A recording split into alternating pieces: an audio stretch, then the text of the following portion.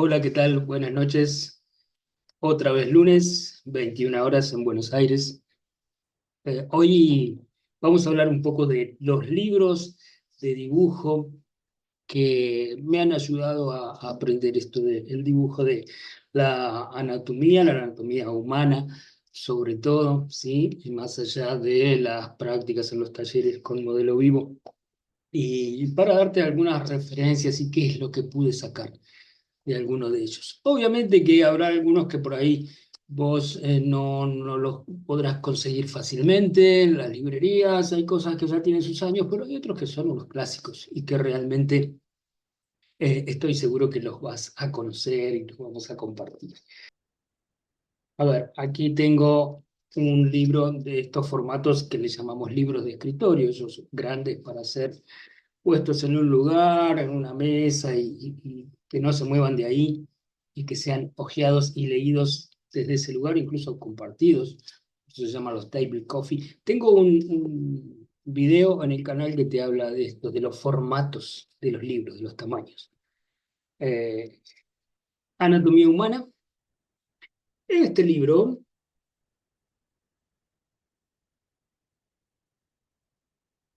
es de dos autores de Hungría, de Budapest. A ver, leo los nombres. András Sungoji, el ilustrador, y quien escribe los textos, el doctor Gregory Fair. Hay varias H's y X y Z en el medio, así que no sé bien cómo es la pronunciación. Pero a ver, esto tiene un exhaustivo estudio de la figura humana por el tema de la luz. Quizás no vas a poder apreciar. A ver, vamos a ver si apago algo. Me puedo mostrar un poco. Pero realmente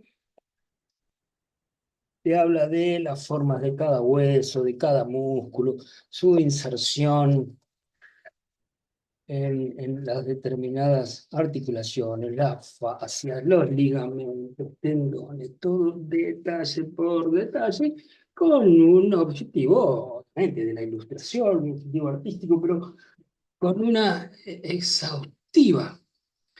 un exhaustivo análisis de la anatomía. ¿Mm? Anatomía y fisiología. Lo de la fisiología es en relación de los movimientos pensado el estudio del cuerpo humano con la actividad artística en su relación.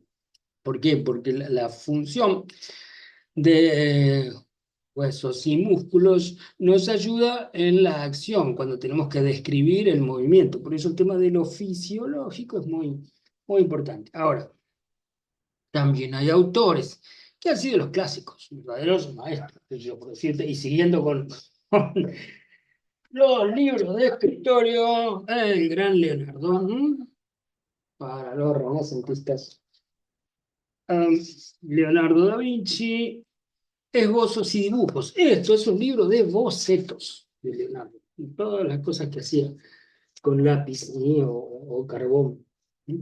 Entonces, eh, a mí me gustó mucho ver el tema de los bocetos porque eso siempre nos, nos lleva a entender la manera de dibujar, incluso de los errores que van cometiendo, porque todos los grandes artistas dibujan la línea correcta por encima de la línea errónea, ¿sí? No es que borran y corrigen. Entonces uno puede ver ahí todo el proceso.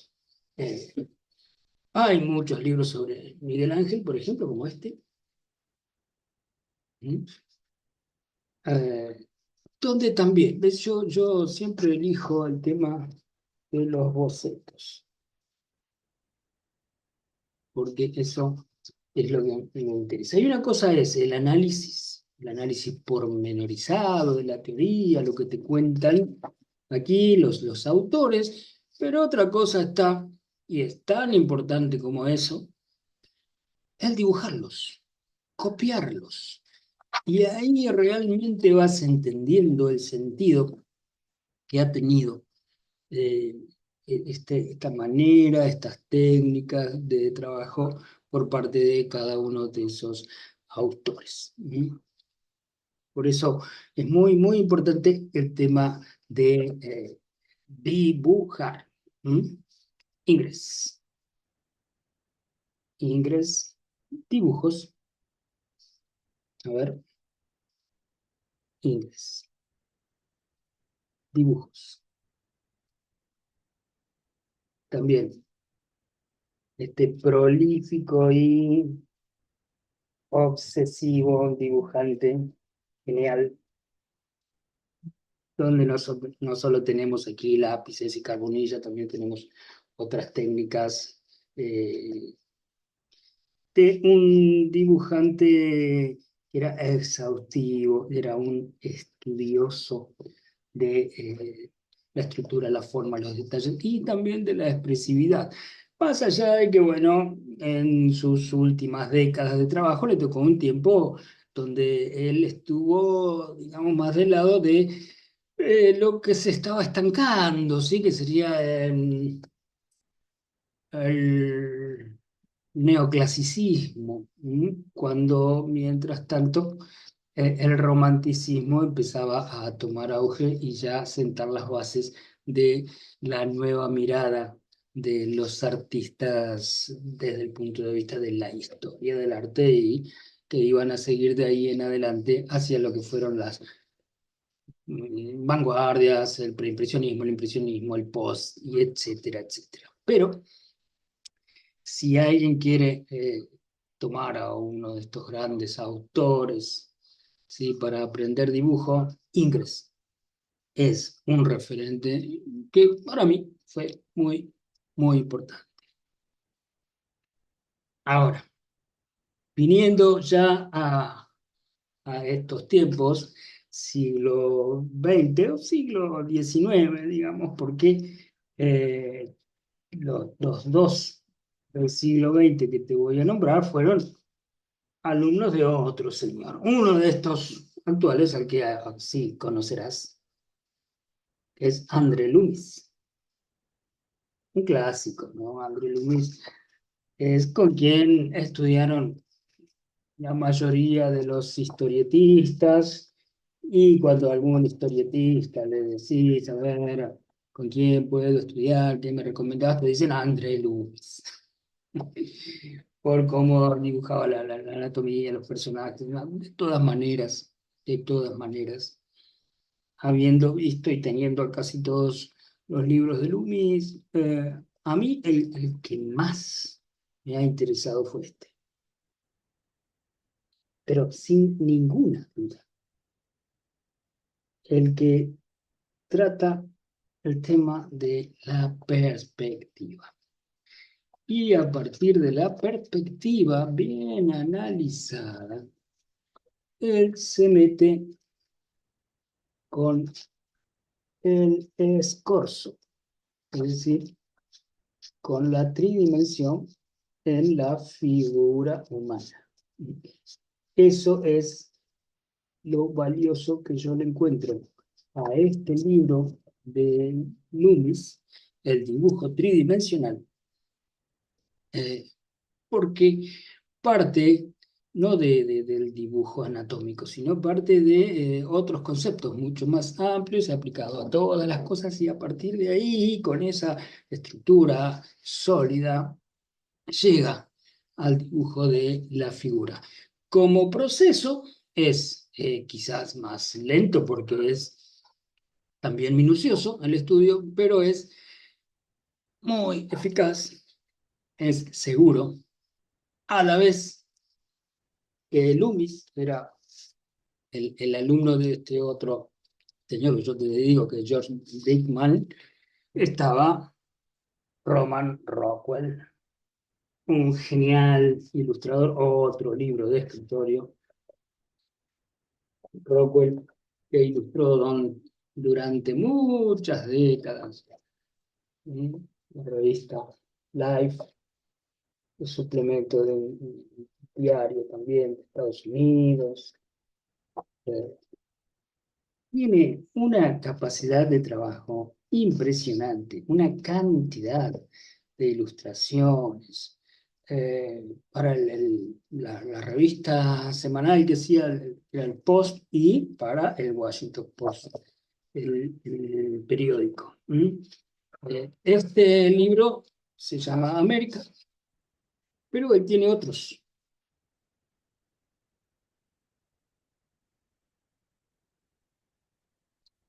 Él, si bien se dedicó al área gráfica, es decir, todo lo que era material impreso, sus originales eran para ser publicados en el rubro editorial, trabajaba de forma plástica, es decir, pintaba con óleo sus originales. Entonces, era clásico, clásico. Pero a la vez al dominio de la anatomía le agregó cierta exageración leve, cuidada, o cierta ironía en las expresiones que eran producto de exagerar algunos rasgos, la morfología de los cuerpos. Entonces eso le daba una gracia muy especial a sus figuras. De este autor, mm, que era Brinkman, el que había sido maestro de ellos dos, de Loomis y de Roman Rockwell, te puedo decir que era canadiense. Y esto es interesante, porque si bien un canadiense que trabajó en Estados Unidos como dibujante en el área gráfica, eh, fue tomado como referente por muchos dibujantes que después se dedicaron al manga. ¿Por qué? Porque el aprendizaje de las estructuras de la figura humana con este autor era mucho más simple, más sencillo, más corto el camino que con André Loomis, por ejemplo. Em, Porque él trabajaba de manera más sintética las estructuras, también geometrizaba como geometrizamos todos, pero era, por ejemplo, la esfera para la cabeza, un paralelepípedo para la parte del tórax, cilindros o rectángulos para los miembros inferiores, y entre tórax y miembros inferiores una esfera que los unía, y otro cilindro en el cuello entre el tórax y la esfera de la cabeza, ¿no? Y después miembros superiores, por supuesto, otro cilindro. Eh, Eso era muy simple, y a la vez la gracia que tenía él, digamos, sus figuras, es que decía que había que inclinar los ejes simplemente. Por ejemplo, si el eje superior, digamos, la cabeza mira hacia un lado, que el tórax esté apuntando un poquito hacia el otro, y a la vez los miembros inferiores hacia otro, es decir, el eje de las caderas con la cintura escapular, hacer ese juego, ¿sí? Que, bueno, fue tomado después por el cómic, y después a raíz de tener esta simple estructura, el paso a la estilización de la figura, por ejemplo en el manga, que la cintura no está en el medio, sino sobre todo las figuras femeninas están más arriba para que las piernas sean largas. Eso era mucho más fácil de realizar. Y vos lo podés comprobar practicando, simplemente dibujando. Ahora, una vez que tenés el conocimiento de la anatomía y que podés plasmar una figura humana en acción en el papel de manera relativamente rápida y con pocos rasgos, en forma simple, empezás a buscar un estilo, alguna manera propia o particular de realizar las cosas, o empezás a tratar de mirar a otros autores a ver cómo ellos resuelven ciertas cosas. Uno de esos casos es el de Burr Hogarth. Este libro que te muestro es específicamente del estudio de la cabeza. ¿Sí? Ah, pero Hogarth, ¿qué sucede? Él le pone mucha gracia a su grafismo, a sus trazos. Tiene otros libros específicamente sobre el dibujo de manos, que incluso lo podés conseguir en formato digital en Internet. Eh, Hogarth trabajó en historietas, fue el continuador de la serie del Príncipe Valiente, por ejemplo, continuando lo que hacía otro autor que se llamó Harold Foster. Ya te he hablado de Foster y Hogarth cuando hablé en aquel video sobre la narración gráfica. Si querés también podés buscarlo, que es la manera de comunicar, de narrar, todo lo que tiene que ver con las secuencias, con los ritmos, eso es narración gráfica o secuencia gráfica. Entonces ahí puse como ejemplo el trabajo de Hogarth comparado con Foster, que hacía muy bellas estampas, pero eran más bien estáticas, tiesas, no había un recorrido visual que tuviese que ver con esto de la secuencia gráfica, del ritmo, que está muy ligado a lo cinematográfico, ¿sí? El tema de la acción, un punto de vista, estás en picado, contrapicado, los planos, todos esos elementos sumados a la iluminación expresiva, el trazo de la tinta, la pluma o el pincel, conjugan, ¿sí? Todo un conjunto de elementos que hacen a la expresividad, ¿sí? A la eficacia comunicativa a través de estos cuadritos que tienen más su valor no solo en sí mismos, sino después del anterior y antes del que le sigue, ¿no? El cómic. En ese sentido, Hogarth fue un maestro, así como los clásicos que siempre te nombro, Milton Caniff, Frank Robin, Alex Ryan, ¿sí? Ah, quienes afianzaron este lenguaje del cómic en sus décadas más gloriosas.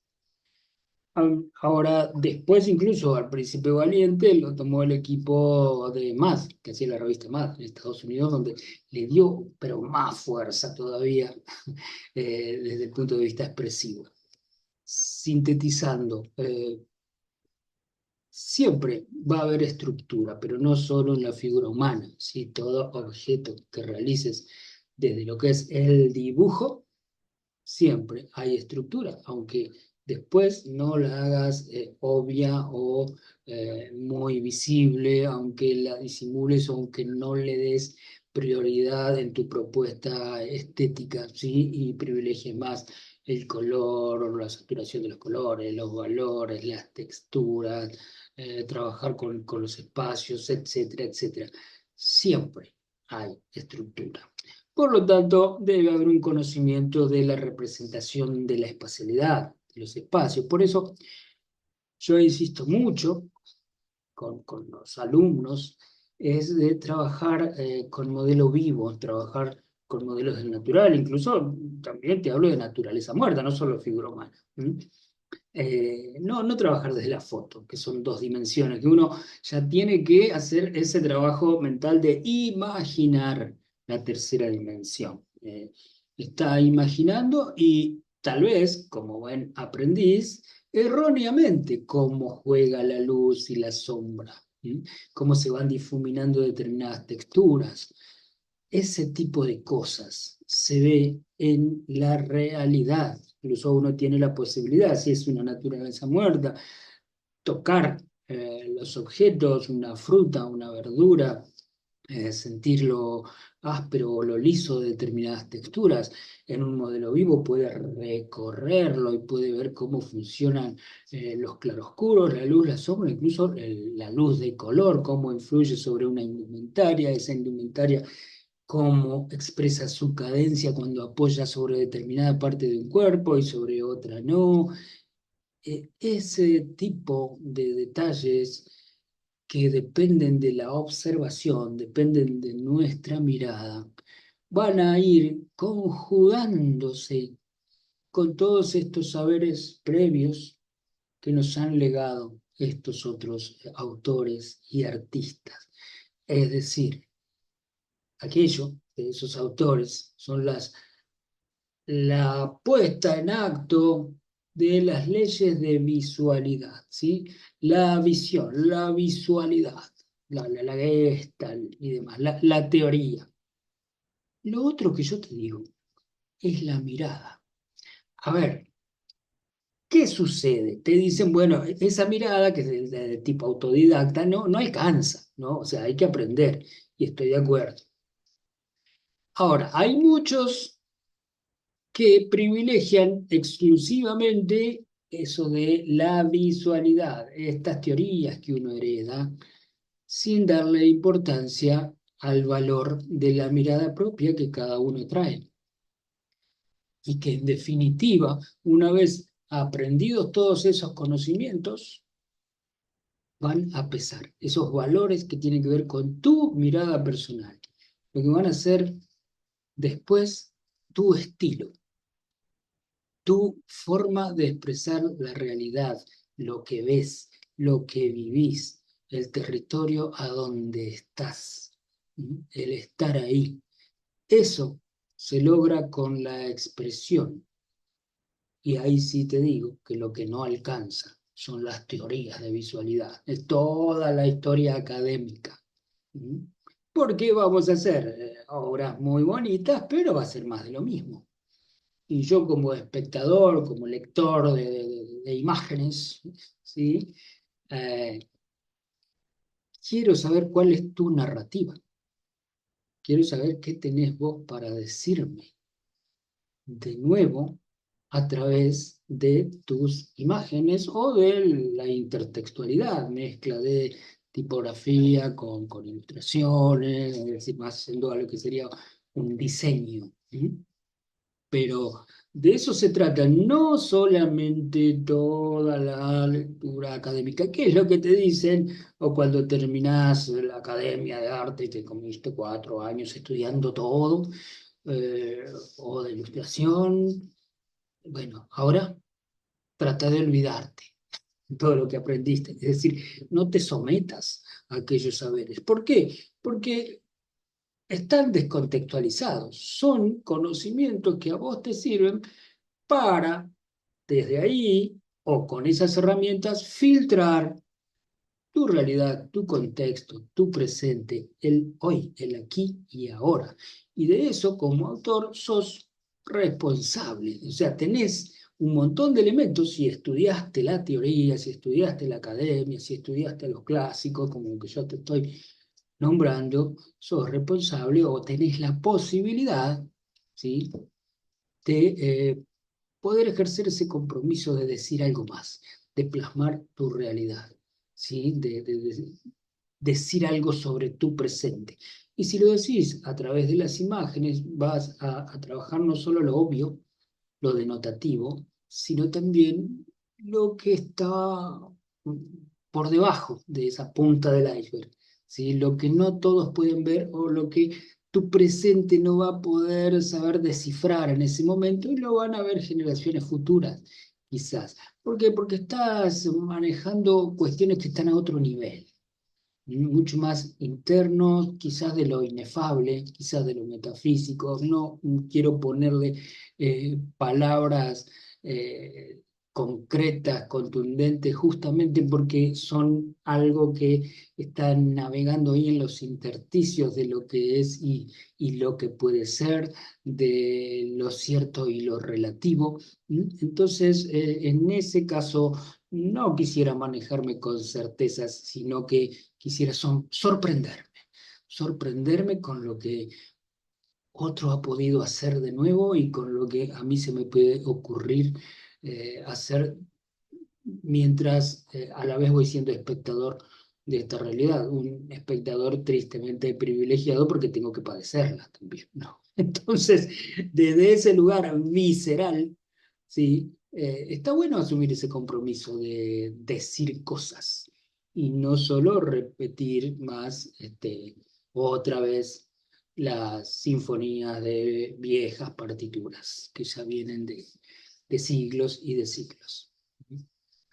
¿Qué pasa? Uno no está negando, es obvio que quede claro, no pienses en negro-blanco así de forma binaria, maniquea, no, acá, a ver, estamos para tratar de abrir la cabeza. Lo que sí digo es que todo ese conocimiento siempre tiene que ser traído a nuestro presente, que no es una verdad enquilosada, siempre va a ser una verdad relativa a la hora de pasarlo por el tamiz de nuestra mirada. Simplemente eso es lo que digo y tampoco podemos negarlo. Hay muchos artistas, entre comillas, ¿sí? Estos artistas conceptuales, sobre todo los que hacen performance también, que te quieren vender algo que no es. Pará, yo estoy de acuerdo con la performance, todo lo que es la innovación, la libertad, todo. Ahora no me quieras vender que eso de poner tres cascotes y un pedazo de metal tirado así es una obra que ha sido producto de todo un estudio de la historia del arte para llegar a eso. No, vamos. Está bien con tu manifestación estética, bueno, pero una cosa es una cosa y esto es otra cosa. ¿Mm?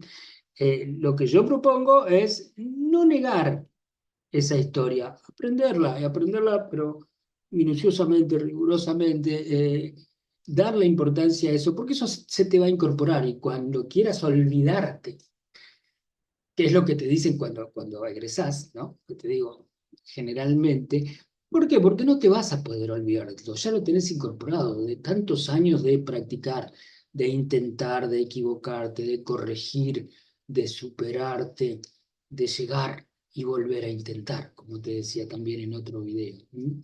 Volver a equivocarte, volver a corregir, volver a superarte y volver a intentar. Y así una tras otra, ante cada consigna, ante cada propuesta, ante cada tema a encarar a través del aprendizaje. Eso ya lo tenés. Entonces, hay cosas que te van a salir solas y vas a tener que hacer un esfuerzo consciente, en todo caso, para olvidarte, para que no aparezcan esos conocimientos previos que ya tenés. Bueno, por eso digo, a eso se refieren con que trates de olvidarte de todo lo aprendido, ¿sí? De que trates de mirar hacia adelante, de realmente ser un observador, un voyerista de la realidad, para poder expresarte vos, porque todos esos conocimientos previos ya los tenés en un plano mucho más interno. ¿Sí? Ese es el privilegio de aprender, ya sea en la educación formal como en la no formal. Porque a mí me pasó. Eh, yo empecé estudiando diseño, bueno, en la adolescencia tuve la suerte de tener una muy buena formación artística. ¿Mm? Mientras cursaba la escuela secundaria, pero después me metí a diseño gráfico, después salí, fui a Bellas Artes, donde supuestamente hay un método, ¿sí? Ahora me cansé de eso tan estructurado, sentía que no me hacía bien. Y paralelamente coincidía un periodo histórico donde, como había vuelto la democracia a la Argentina, venían del exilio grandes artistas que se habían tenido que ir. ¿Mm? Porque eran creativos, porque justamente expresaban su presente, entonces eran peligrosos, entre comillas, para el régimen. Cuando regresan, no tenían trabajo y se pusieron a dar clases de dibujo, de pintura en sus talleres particulares. Entonces yo elegí ese camino de la educación no formal, que era ser alumno de algunos de esos artistas particulares. Y así estuve más de 4 años aprendiendo con algunos de ellos. Eso fue, pero la universidad de la calle, digamos, ¿no? Porque mientras tanto iba alternando con otros talleres, es decir, desde la absoluta libertad, ¿sí? Pero aprendiendo con los mejores, realmente, ¿no? Y posteriormente a eso, cuando sentí que ya había asimilado un montón de conocimientos y experiencia, ahí sí volví al diseño gráfico ya en la educación formal en la Universidad de Buenos Aires, a donde toda esa libertad, ese delirio, bueno, le fui a poner un coto, ¿sí? Una bajada a la tierra para poder traducir todas esas abstracciones, entre comillas, en cosas más concretas que se podían traducir en productos, ¿sí? En objetos de diseño, ¿sí? En piezas. Así fue que, desarrollándome en el rubro editorial, edité algunos libros y siempre estuve trabajando a la par de lo que es el texto y lo que es la imagen, ¿no?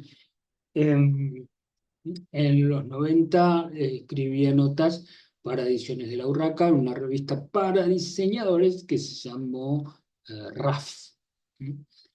Eh, Mientras tanto, seguía ilustrando para editoriales y después me convertí en editor, ¿no? Cuando sacó el diseño con más actitud en el año 2000, pero era un libro que venía escribiendo ya desde principios de la década, de 1992.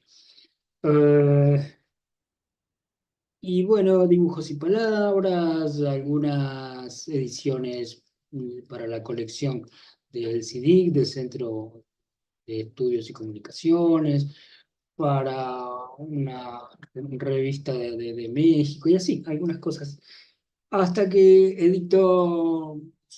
edita este libro, Retratos sin tiempo, donde lo pensé ya específicamente en forma didáctica, con este sistema que tiene unos broches para que puedan ser sacadas las hojas y se puedan usar como láminas, para que un docente pueda distribuirlas entre sus alumnos y que puedan usarlas como modelo, como referente. Y a la vez esto tiene textos propios, ¿sí? Que son aforismos, por eso te digo que siempre puse a la par de las ilustraciones también los textos. Es así que eh, una vez que fui a una editorial en Europa, la primera vez que me publicaron allá, en Portugal, yo fui a mostrar mis cosas y me dijeron, bueno, me interesa la historia. Más que los dibujos, les interesó la aventura que yo había escrito como excusa para darle un sustento temático a esas ilustraciones, que era lo que yo iba a mostrar. Por ejemplo, o sea que trabajo con el mismo placer y con las mismas ganas, siempre tanto la escritura como la gráfica. Todo es lenguaje y como todo es lenguaje, también la escritura merece esta minuciosidad, este estudio, esta profundidad. Y a veces yo veo que mucha gente que se dedica al diseño gráfico, por ejemplo, no la tiene o no se ocupa de perfeccionarse en eso, de cuidar eso. Entonces sí, desarrollan el estudio de las imágenes, pero con el tema de los textos ahí están un poquito complicados. Entonces, digo, tratemos de ir apuntalando y afianzando y reforzando en aquello donde estamos más flojos. Cada uno sabrá si sea parte del lenguaje gráfico o del lenguaje verbal. ¿Mm? Y como te decía al principio, con este objetivo, ya desde lo que es la edición de libros, de tratar de no ser tan cerrado, tan específico, sino de ser más amplio y tratar de que nuestra producción le sirva a cada vez más gente, lancé este libro que es el dibujo con modelo vivo. Fíjate en un formato Pocket que me encanta, muy práctico, pero así todo tiene más de 100 ilustraciones. Más de 100 ilustraciones, a las que también puedes acceder desde su formato del ebook. Esto del ebook es muy interesante si uno lo trabaja con realmente conciencia, porque por ejemplo, en el dibujo, el de retratos sin tiempo, ya está agotado, está agotada la edición impresa y con la realidad argentina actual es imposible reeditarlo, pero está el ebook y eso me llevó a perfeccionar el libro digital en el sentido de que le pude incorporar una gran cantidad de vínculos, de links, ¿sí? A videos que te muestran los bocetos, que te muestran incluso la manera de entintar, de dibujar, de realizar las texturas, es decir, se ha recreado y enriquecido el producto, el libro, por tener este formato digital. Eh, entonces, esto resume un método con el que yo trabajo con mis alumnos, incluso yo mismo me he puesto a perfeccionarme a través de esta metodología bastante diferente a lo que se viene trabajando como forma, como manera de aprender de lo clásico, sino que yo planteo otra forma que está muy en sintonía con los tiempos que vivimos, con los tiempos que tenemos, con nuestra manera actual de observar. Digo nuestra, hablo de las generaciones actuales, en general yo me meto también. Eh, es decir, de cara a un presente y quizás a un futuro, ¿sí? Que esto pueda servir para hoy y para mañana y no solo ser testigo eh, de las viejas enseñanzas. El dibujo con modelo vivo, estudios de la figura humana es algo que se consigue hoy no solo en formato libro impreso, sino también en formato digital. ¿Mm? Y si lo tenés y si practicaste el método, me gustaría tus opiniones, porque todo siempre es opinable y el hecho de compartir impresiones nos enriquece a todos. Así que, en fin, ya hemos charlado un poco acerca de, sobre todo de dibujo, eso está bueno. Hemos hablado de autores, de nuestros referentes. Y otra cosa, no hay que negar los autores, ¿m?